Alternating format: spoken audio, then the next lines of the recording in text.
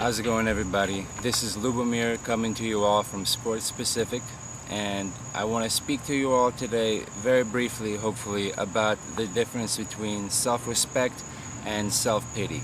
And before I start, I want to thank everybody who subscribed to the channel. We will do our best to keep bringing you videos like this, and also videos profiling different fitness professionals in Montgomery County, Maryland, who come from all walks of life, and we'll make sure to get their perspective, unique perspective on the fitness industry and why it's a good industry to go into, and kind of the experience or the advice that they would have for somebody thinking about going into the fitness industry.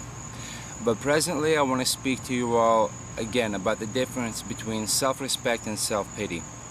And it might seem at first that they clearly are different, and there's no reason why anyone should confuse the two, but I want to explain to you all how somebody might confuse feeling sorry for themselves with standing up for themselves.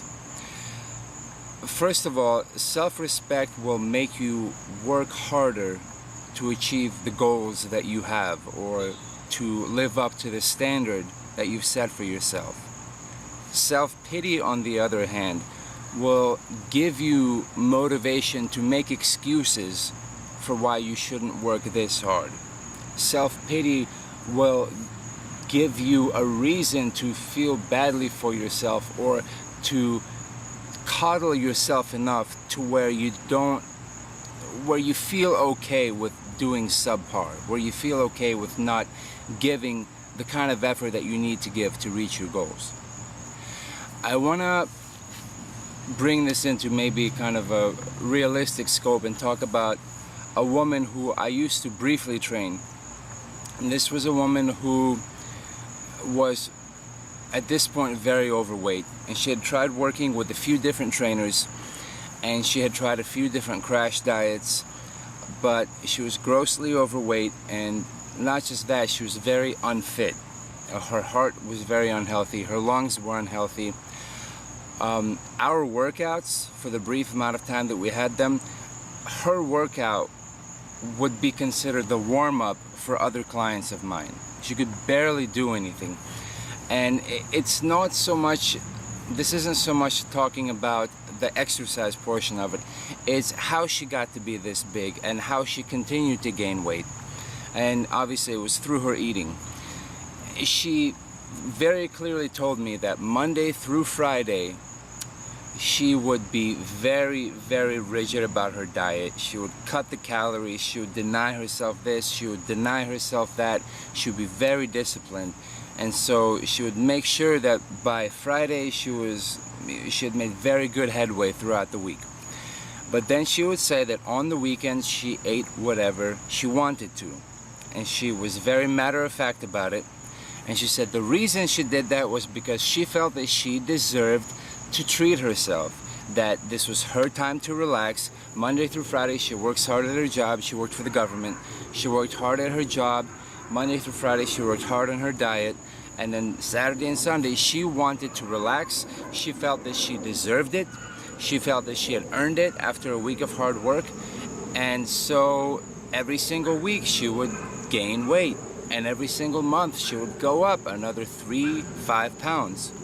And this happened for many, many weeks. This was a routine for her. Eventually, and now it's not really my place to kind of put things in people's faces very directly. In her case, I felt like I needed to, because I realized that we had only trained like 4 or 5 times, but in those 4 or 5 times I would get dozens and dozens of texts from her, basically asking, needing a shoulder to cry on, basically, which I can understand as a coach and as a trainer is part of my job.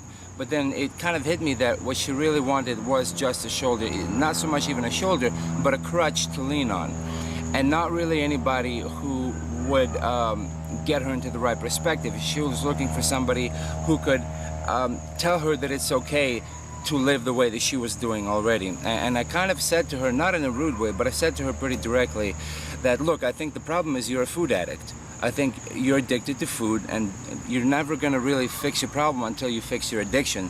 You have to find your bliss, you have to find your happiness somewhere other than food.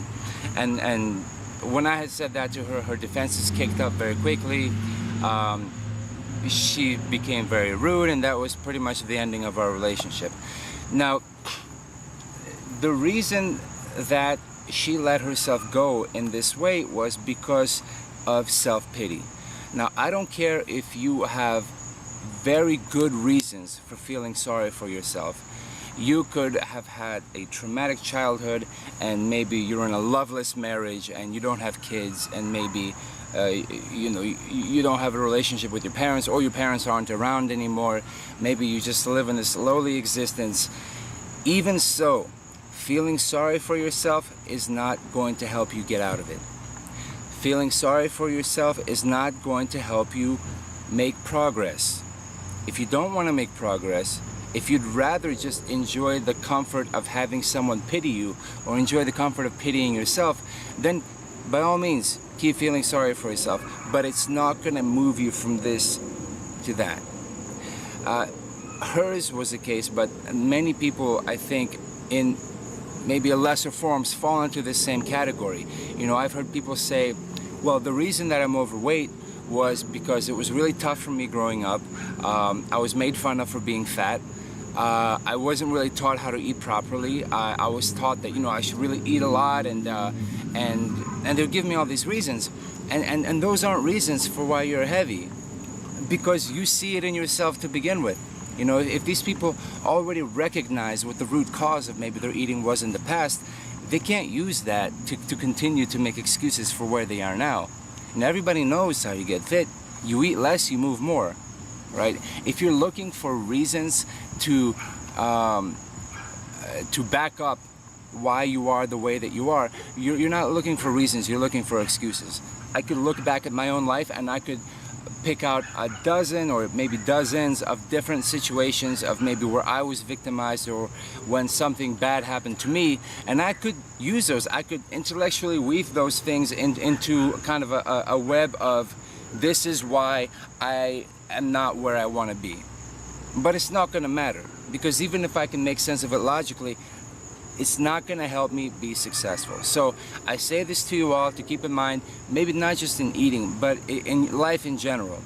Even if you have reasons to feel sorry for yourself, forget them.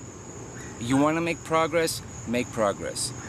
But you gotta not love yourself less, but you gotta love your goals more than you love that part of you that just wants to be coddled. Sigmund Freud called it the id, right, or the inner child, and maybe you nurture your inner child sometimes, or maybe you tell your inner child to grow up sometimes, right? So anyways, food for thought. Please subscribe to the channel and just hit the subscribe button right below the video. We'll make sure to keep giving you good videos, and again, stay tuned for good profiles of various athletes, various fighters, various fitness professionals to give you better insight into what the fitness industry is all about.